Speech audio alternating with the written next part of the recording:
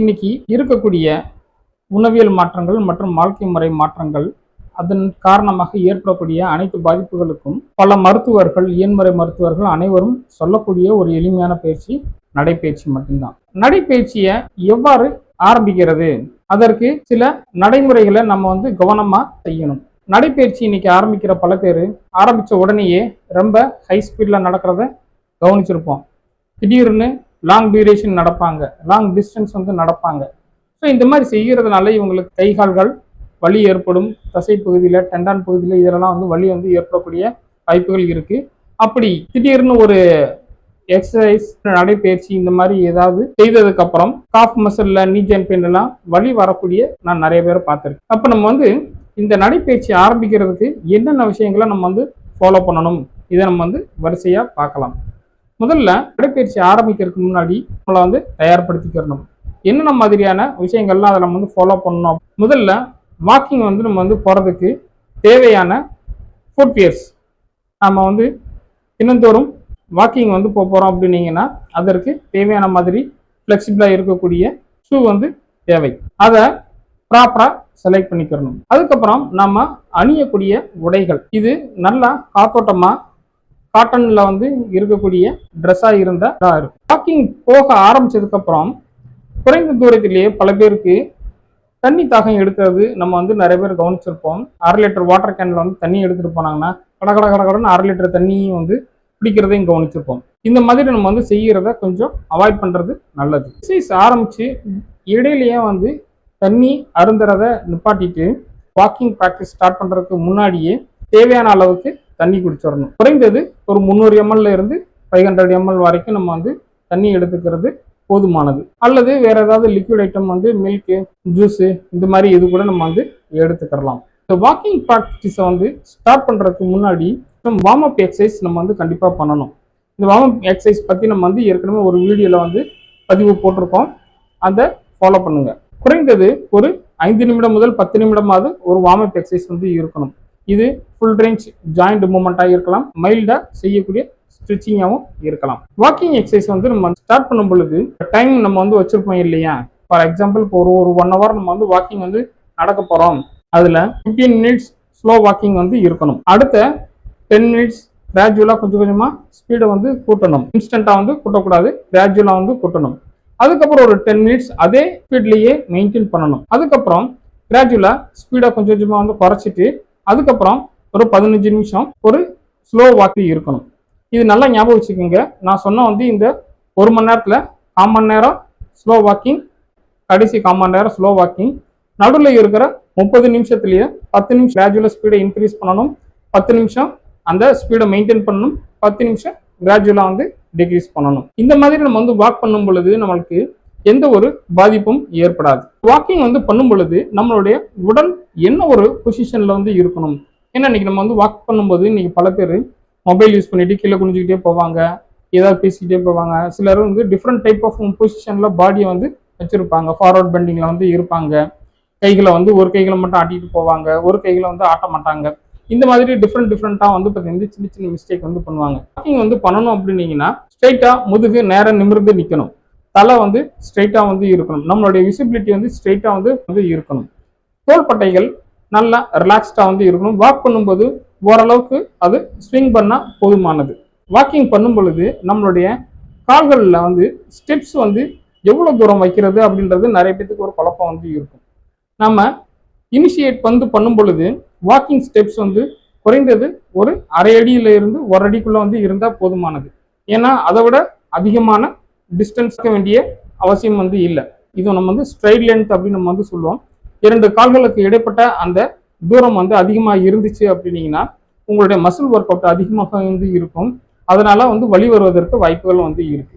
ஆரம்பத்துல அந்த ஸ்டெப்ஸோடைய லென்த் குறைவாக வச்சுட்டு நாளாக அந்த ஸ்டெப்ஸோட லென்த்தை நம்ம நம்மளால முடிந்த அளவுக்கு கூட்டலாம்.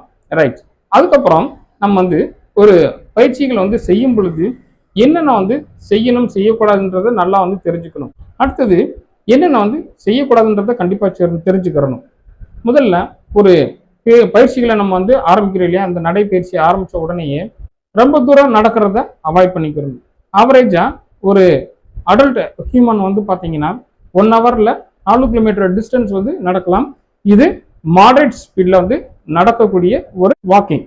இந்த வாக்கிங் 1 ஹவருக்கு நடக்கணும் அப்படின்னீங்கன்னா 4 கிலோமீட்டர் ஸ்பீடை வந்து கவர் பண்ணுறோம் அப்படின்னீங்கன்னா அது போதுமானது, அது கரெக்டான வந்து டிஸ்டன்ஸ். சிலர் என்ன பண்ணுறாங்க அப்படின்னீங்கன்னா எடுத்த உடனேயே ஒரே நாள்ல 7 கிலோமீட்டர் 8 கிலோமீட்டர் வாக்கிங் போவாங்க. இது கொஞ்சம் அவாய்ட் பண்ணிக்கிறணும். லாங் டியூரேஷன் வந்து போகிறது மட்டும் கிடையாது, ஹை ஸ்பீடில் வந்து வாக் பண்ணுவாங்க. சிலர்லாம் வந்து பார்த்தீங்கன்னா வந்து மேடான பகுதியிலலாம் வந்து வாக்கிங் போகிறதையும் நம்ம கவனிச்சிருப்போம். இந்த மாதிரி இதெல்லாம் வந்து பண்ணுறத கொஞ்சம் அவாய்ட் பண்ணுறது நல்லது. இன்னும் சிலர் வாக்கிங் போகும்போது காலையில் வீட்டில் இருந்து கிளம்பும்போதே வயிறு நிறையா தண்ணியை குடிச்சிட்டு வந்து வருவாங்க. அதையும் கொஞ்சம் அவாய்ட் பண்ணிக்கிறணும். வயிறு நிறையா தண்ணி வந்து குடிக்கிறத கொஞ்சம் குறைச்சிக்கோங்க. அடுத்தது நம்ம ஏற்கனவே சொன்ன மாதிரி வார்ம் அப் எக்ஸசைஸ் பண்ணிட்டு வாக்கிங் வந்து ஸ்டார்ட் பண்ணுறது ரொம்ப ரொம்ப நல்லது. வார்ம் அப் எக்ஸசைஸை வந்து கண்டிப்பாக செய்யணும், அதை அவாய்ட் பண்ணக்கூடாது. இதில் மிக முக்கியமான விஷயம், வாக்கிங் ப்ராக்டிஸ் வந்து ஸ்டார்ட் பண்ணுறதுக்கு முன்னாடி நம்மளுடைய உடலில் ஏதாவது ஒரு பாதிப்புகள் இருந்தால், மிக முக்கியமாக இன்னைக்கு சர்க்கரை வியாதி உள்ளவர்கள், ரத்த அழுத்தம் உள்ளவர்கள், மூச்சு பிரச்சனை உள்ளவர்கள், கைகால்களில் எலும்பு மூட்டு தேய்மானம் உள்ளவர்கள், முதுகு தண்டுவட எலும்பு தேய்மானம் உள்ளவர்கள், லோ சுகர், ஹீமோகுளோபின் கம்மியாக வந்து இருக்கிறவங்க, இந்த மாதிரியான சில பாதிப்பு இருக்கிறவங்க அவர்களுடைய மருத்துவரின் பரிந்துரையை கேட்டுட்டு அல்லது இயன்முறை மருத்துவருடைய பரிந்துரையை கேட்டுட்டு அவங்களுடைய புரோட்டோகாலை ஃபாலோ பண்ணுறது ரொம்ப ரொம்ப நல்லது. இப்போ அந்த வாக்கிங்லாம் வந்து போகும்போது இவங்களுக்கு இந்த பாதிப்புகள்லாம் வந்து பெரிதாக இருப்பது கிடையாது. எந்த ஒரு பாதிப்பும் பெரிதாக இருப்பது கிடையாது. ஒருவேளை வாக்கிங் நல்லா வந்து ஹெல்த்தியா வந்து இருக்கிற ஒரு அடல்ட்டுக்கு எந்த ஒரு பாதிப்பும் இருக்காது, அது அவங்களுக்கு வந்து தெரியும். ஆனா நம்ம வாக்கிங் போறதுக்கு முன்னாடி ஹெல்த் செக்அப்லாம் நம்ம வந்து பண்ணிட்டு நம்ம வந்து வாக்கிங் போறது கிடையாது.